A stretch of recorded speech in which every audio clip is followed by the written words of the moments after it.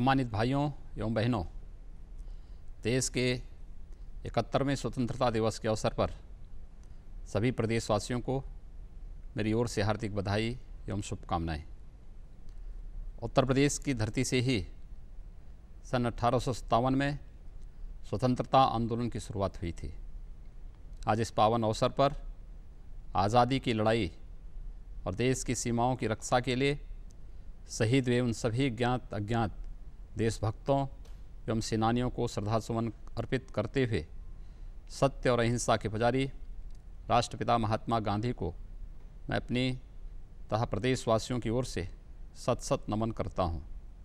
लौह पुरुष सरदार पटेल के स्वाधीनता संघर्ष तथा देश के प्रति एकता एवं अखंडता के जज्बे को नमन करता हूँ। नेताजी सुभाष चंद्र बोस का भी स्मरण करता हूँ, जिन्होंने देश को गुलामी की बेड़ियों से मुक्त कराकर हमें आज़ादी दिलाने में अग्रणी भूमिका निभाई। इस मौके पर उन सभी चिंतकों एवं समाज को नई दिशा देने वाले महान विभूतियों का भी स्मरण करना जरूरी है, जिन्होंने समाज को नई दिशा देते हुए देश को राजनीतिक रूप से एक सूत्र में पिरोने का अद्भुत कार्य किया।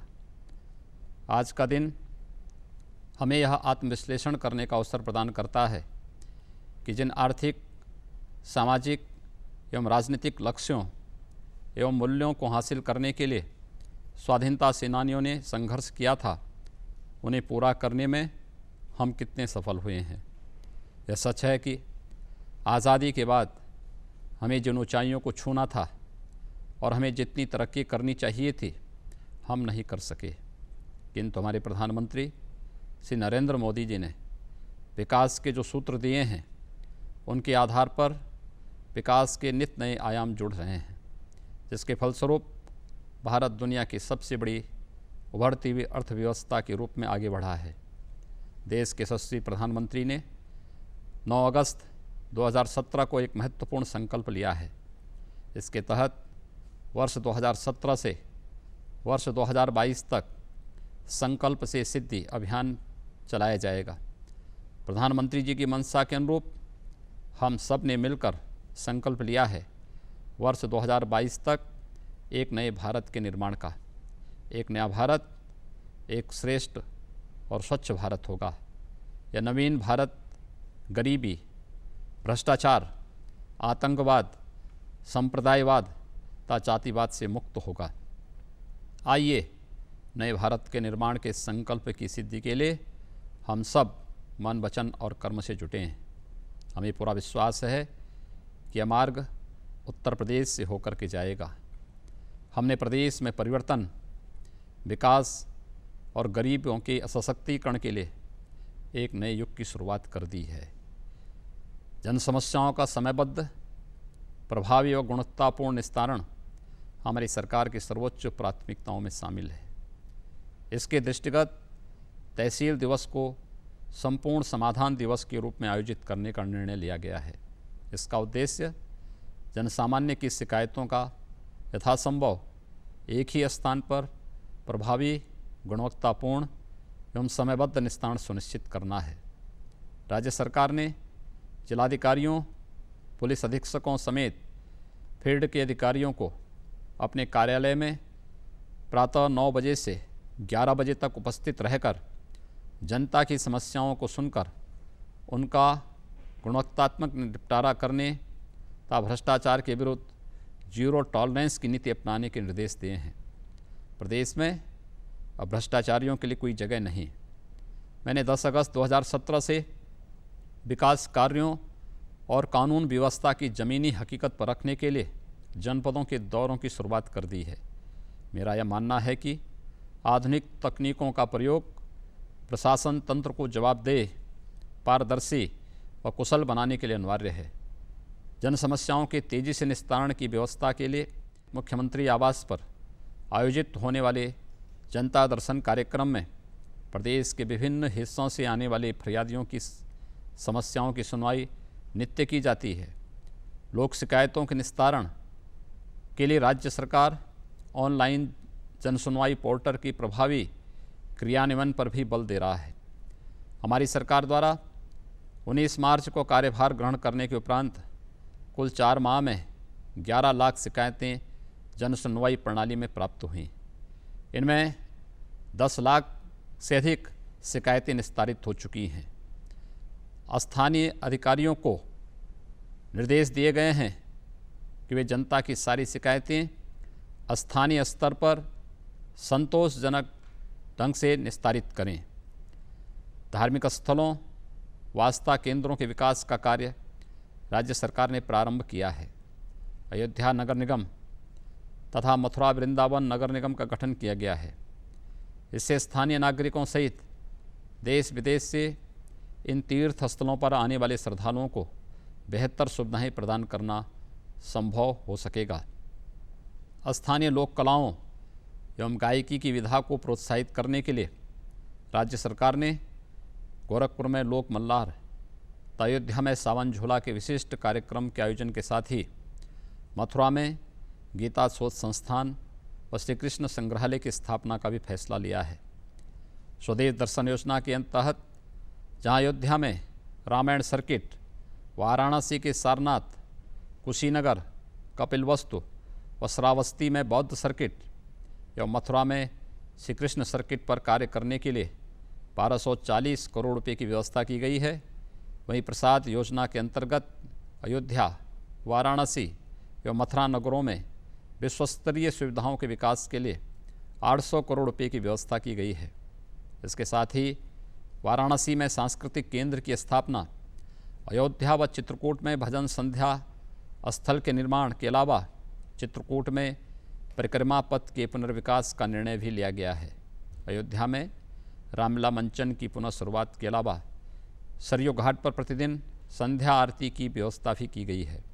उपरोक्त के साथ साथ हम नैमिषारण्य, विंध्यवासिनी देवी एवं ऐसे सभी पवित्र स्थलों का जो हमारी आस्था के स्तंभ हैं विकास करेंगे।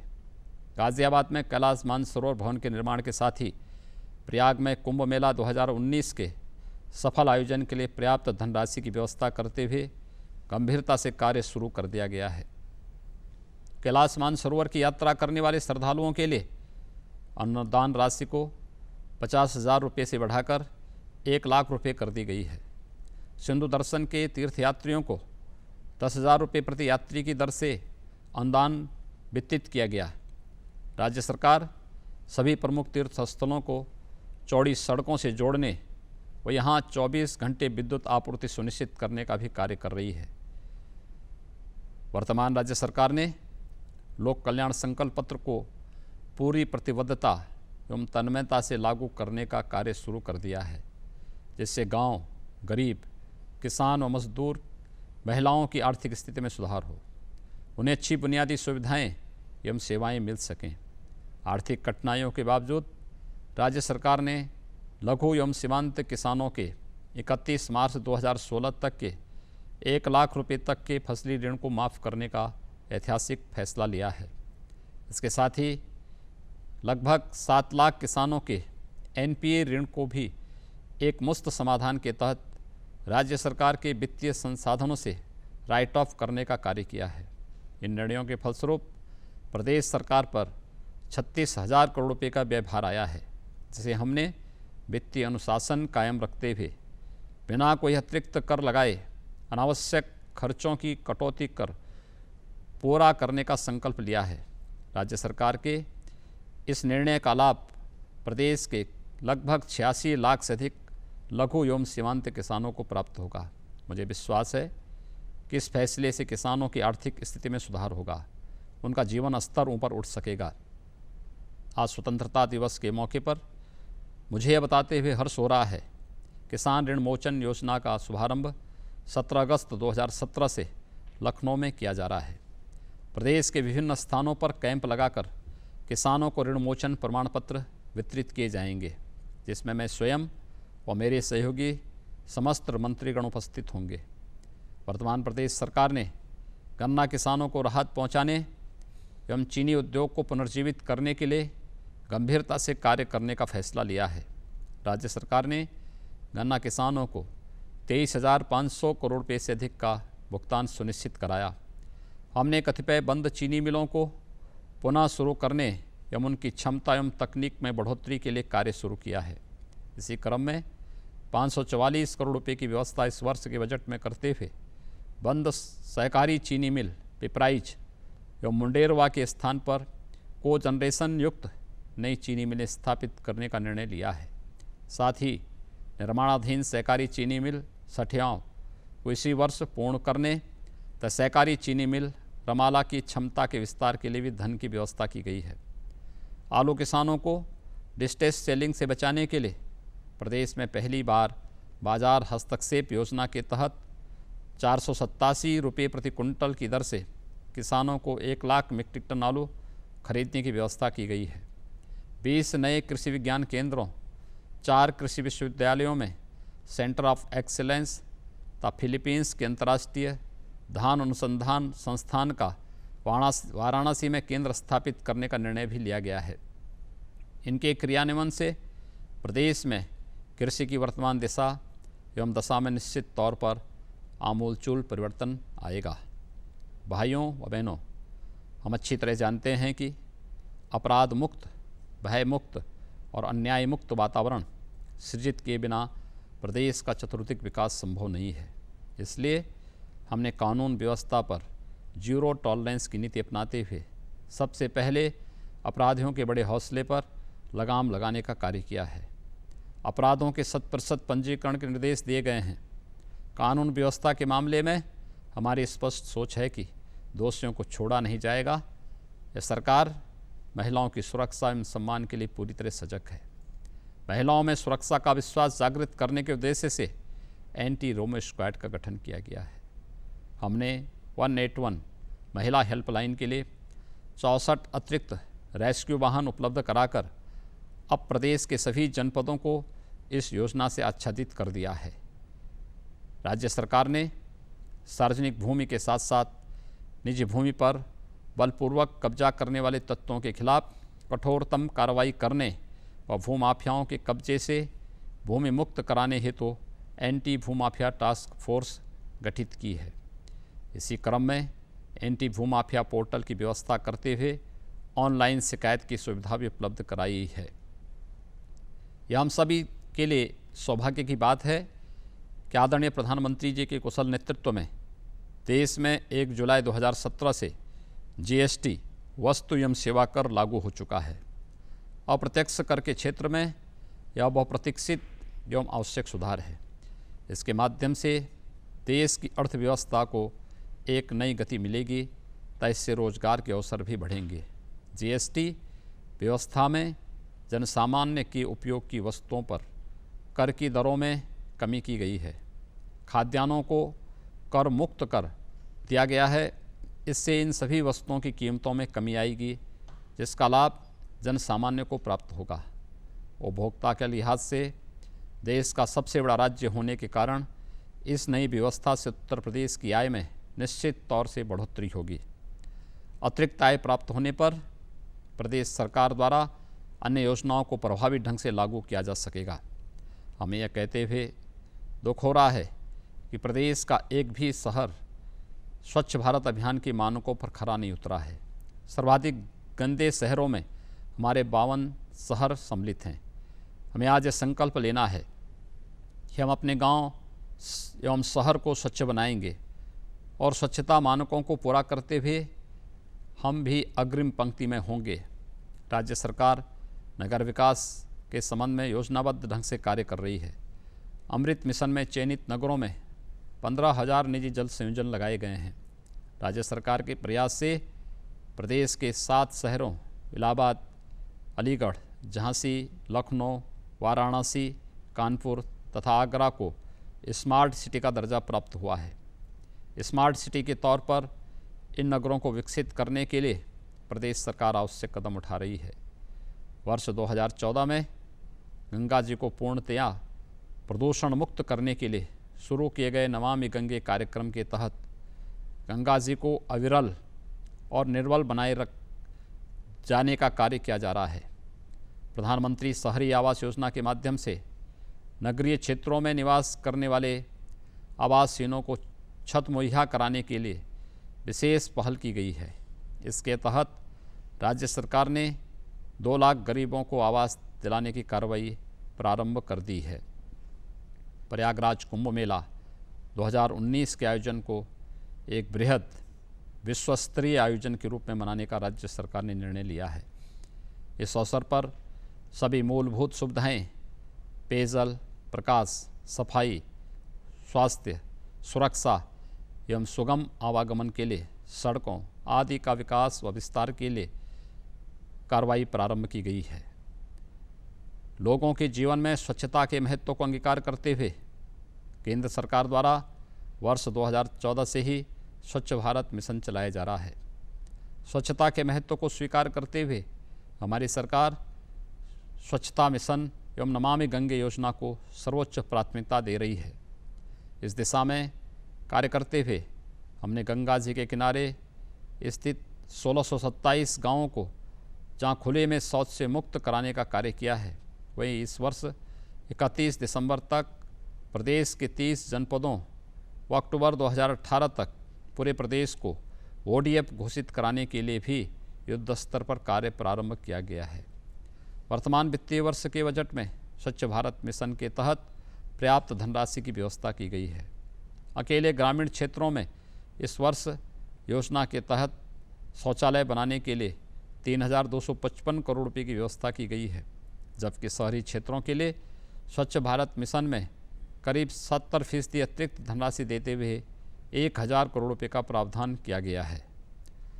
उत्तर प्रदेश देश का सर्वाधिक युवा जनसंख्या वाला राज्य है। प्रदेश की विशाल युवा आबादी को रोजगार के बेहतर अवसर उपलब्ध कराने के लिए वर्तमान सरकार ने एक सुविचारित औद्योगिक निवेश एवं रोजगार प्रोत्साहन नीति लागू की है। नीति के तहत प्रदेश को मैन्युफैक्चरिंग हब बनाने पर जोर दिया गया है। इसके लिए एक अलग मेक इन यूपी सेल का गठन किया जा रहा है। निवेश नीति में मेगा परियोजनाओं को रोजगार सृजन से जोड़ने के साथ ही प्रक्रियाओं को सरल भी बनाया गया है। इस नीति में प्रदेश के पिछड़े क्षेत्रों में निवेश को वरीयता दी गई है। निजी प्रवेश को प्रोत्साहित करने एवं ईज़ ऑफ डूइंग बिजनेस की दिशा में और भी कदम उठाए गए हैं। हमने विशेष निवेश board, single window clearance, startup को बढ़ावा एवं इक्यूबेटर की स्थापना के निर्णय शामिल हैं। मुझे विश्वास है कि नई औद्योगिक निवेश नीति से प्रदेश को सर्वाधिक रोजगार सृजित करने वाले राज्यों में सबसे आगे लाने में मदद मिलेगी। निवेश को प्रोत्साहित करने के लिए एक अच्छी एवं निवेश फ्रेंडली नीतियों के साथ ही कुशल मानव संसाधन की उपलब्धता भी आवश्यक है। इसे ध्यान में रखकर राज्य सरकार प्रदेश को केंद्रीय कौशल विकास मंत्रालय की योजनाओं का भरपूर लाभ दिलाना चाहती है। प्रदेश सरकार यह भी प्रयास कर रही है कि इस वर्ष 10 लाख नौजवानों को कौशल विकास से जोड़कर उन्हें रोजगार उपलब्ध कराया जाए। इस प्रकार हमारा लक्ष्य अगले 5 वर्षों में लगभग 70 लाख नौजवानों को कौशल विकास करते हुए उन्हें रोजगार से जोड़ना है। हमारी सरकार ने केंद्र सरकार की मिनिमम गवर्नमेंट मैक्सिमम गवर्नेंस की नीति पर चलते हुए सभी सरकारी विभागों में ई-टेंडरिंग लागू करने का कार्य किया है, जिससे सरकारी व्यवस्था को पारदर्शी बनाकर परियोजनाओं के मानक की गुणवत्ता बनाए रखते हुए समयबद्ध ढंग से पूरा किया जा सके। आदरणीय प्रधानमंत्री जी ने वर्ष 2022 तक सभी को निजी छत मुहैया कराने का संकल्प लिया है। इस संकल्प को साकार करने के लिए इस वर्ष प्रधानमंत्री आवास योजना के ग्रामीण के अंतर्गत 9.6 लाख आवासों के निर्माण का लक्ष्य निर्धारित किया गया है। सभी जानते हैं कि कृषि उद्योग सहित गुणात्मक जीवन यापन के लिए ऊर्जा की उपलब्धता अत्यंत जरूरी है। वर्तमान राज्य सरकार ने इस दिशा में महत्वपूर्ण कदम उठाते हुए वीआईपी संस्कृति को समाप्त कर प्रदेश के सभी क्षेत्रों में पर्याप्त विद्युत आपूर्ति सुनिश्चित की है। वर्तमान में जनपद मुख्यालयों को 24 घंटे, तहसील मुख्यालय एवं बुंदेलखंड क्षेत्र को 20 घंटे तथा ग्रामीण क्षेत्र में 18 घंटे विद्युत की आपूर्ति की जा रही है। अक्टूबर 2018 तक प्रदेश के प्रत्येक गांव, खेत एवं व्यक्ति को बिजली उपलब्ध कराने के लिए राज्य सरकार ने केंद्र सरकार के साथ 24/7 पावर फॉर ऑल से संबंधित सहमति पत्र पर हस्ताक्षर किया है। राज्य सरकार ने प्रदेश के बीपीएल परिवारों को मुफ्त बिजली कनेक्शन देने का फैसला लिया है। विद्युत व्यवस्था को सुधारने के लिए हमने कई अन्य महत्वपूर्ण कदम भी उठाए हैं। इसके तहत ग्रामीण क्षेत्रों में खराब ट्रांसफार्मरों को 48 घंटे तथा शहरी क्षेत्र में 24 घंटे में बदला जा रहा है। पंडित दीनदयाल उपाध्याय ग्राम ज्योति योजना के अंतर्गत 18,000 मजरों में विद्युतीकरण का कार्य पूरा कराया गया है। सरकार के 100 दिन के कार्यकाल में 6,06,000 से अधिक बिजली कनेक्शन दिए गए हैं। बिजली उपभोक्ताओं की सुविधा के लिए प्रदेशव्यापी हेल्पलाइन 1912 का उच्चीकरण और विस्तार किया गया है। शिक्षा किसी भी समाज की उन्नति एवं खुशहाली का आधार है। हमने तय किया है कि प्राथमिक स्तर से लेकर उच्च स्तर तक की शिक्षा व्यवस्था में समयानुकूल आवश्यकताओं को देखते हुए आमूलचूल परिवर्तन किया जाए, जिससे प्रदेश के छात्र छात्राओं को अखिल भारतीय परीक्षाओं में नुकसान न उठाना पड़े। राज्य सरकार ने बेसिक शिक्षा परिषद द्वारा संचालित विद्यालयों के छात्र छात्राओं को निःशुल्क सुविधाएं उपलब्ध कराने का निर्णय लिया है। इसके अंतर्गत परिषदीय विद्यालयों के सभी छात्र छात्राओं को निःशुल्क यूनिफॉर्म, पाठ्यपुस्तकें, बैग, 1 जोड़ी जूता, 2 जोड़ी मोजे तथा 1 स्वेटर देने की व्यवस्था की गई है। राज्य सरकार बालिका शिक्षा को प्रोत्साहित करने के लिए कृत संकल्पित है। इसलिए हमारी सरकार ने ग्रेजुएशन स्तर तक की सभी बालिकाओं को निःशुल्क शिक्षा दिलाने के लिए अहिल्याबाई निःशुल्क शिक्षा योजना संचालित करने का निर्णय लिया है। इसके अलावा भी कई ऐसे फैसले लिए गए हैं जिनसे आने वाले समय में प्रदेश के सभी स्तरों की शिक्षा व्यवस्था में परिवर्तन दिखाई देगा। इनमें नकल विहीन परीक्षा, विद्यालयों को मान्यता एवं संबद्धता की पारदर्शी व्यवस्था एवं आगामी सत्र से एनसीईआरटी की पुस्तकों को प्रचलित करने की कार्य शामिल हैं। ग्रामीण क्षेत्रों में परिवहन की व्यवस्था के दृष्टिगत प्रदेश के 3,725 गांव जिनमें अभी तक बस सेवा उपलब्ध नहीं थी, उनमें उत्तर प्रदेश परिवहन निगम की बस सेवा आरंभ की गई है। रक्षाबंधन पर परिवहन निगम की बसों में बहनों को मुफ्त यात्रा की सुविधा प्रदान की गई।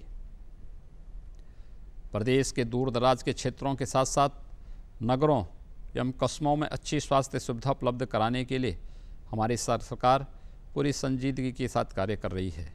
इसके तहत असेवित विकास खंडों में चिकित्सालयों की स्थापना कराने के साथ साथ ऐसे मंडलों में मेडिकल कॉलेज की स्थापना का लक्ष्य रखा गया है जहां अभी तक मेडिकल कॉलेज नहीं है। इनके साथ ही बहुत कम समय में प्रदेश सरकार द्वारा वेंटिलेटर से युक्त 150 लाइफ सपोर्ट एम्बुलेंस संचालित करने का कार्य किया है। प्रदेश के सभी जनपदों को इस प्रकार की 2-2 एम्बुलेंस प्रदान की गई है। इसी प्रकार की 100 और एम्बुलेंस की उपलब्धता सुनिश्चित कराने का प्रयास किया जा रहा है। साथ ही 108 एवं नेशनल एम्बुलेंस सेवा 102 को और अधिक सुदृढ़ बनाया जा रहा है।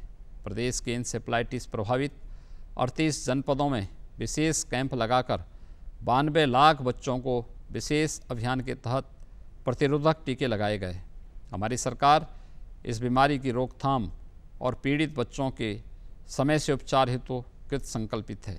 मेडिकल कॉलेज, जिला अस्पताल, सामुदायिक स्वास्थ्य केंद्रों की चिकित्सा व्यवस्था को सुदृढ़ किया जा रहा है। पंडित दीनदयाल उपाध्याय स्वास्थ्य कैंप आयोजित कर 87 लाख बच्चों को टीकाकरण कराया गया है। दिव्यांग भरण पोषण योजना की मासिक अनुदान राशि 300 रुपये प्रति माह से बढ़ाकर 500 रुपये प्रति माह की गई है। इसी प्रकार भारत सरकार द्वारा संचालित दिव्यांग पेंशन योजना की अनुदान राशि रुपये 300 से बढ़ाकर रुपये 500 प्रति माह की गई है। अवैध खनन पर प्रभावी नियंत्रण करते हुए खनन प्रक्रिया में सरलीकरण, पारदर्शिता एवं प्रतिस्पर्धा एवं राजस्व में वृद्धि हेतु उत्तर प्रदेश खनन नीति 2017 लागू की गई है।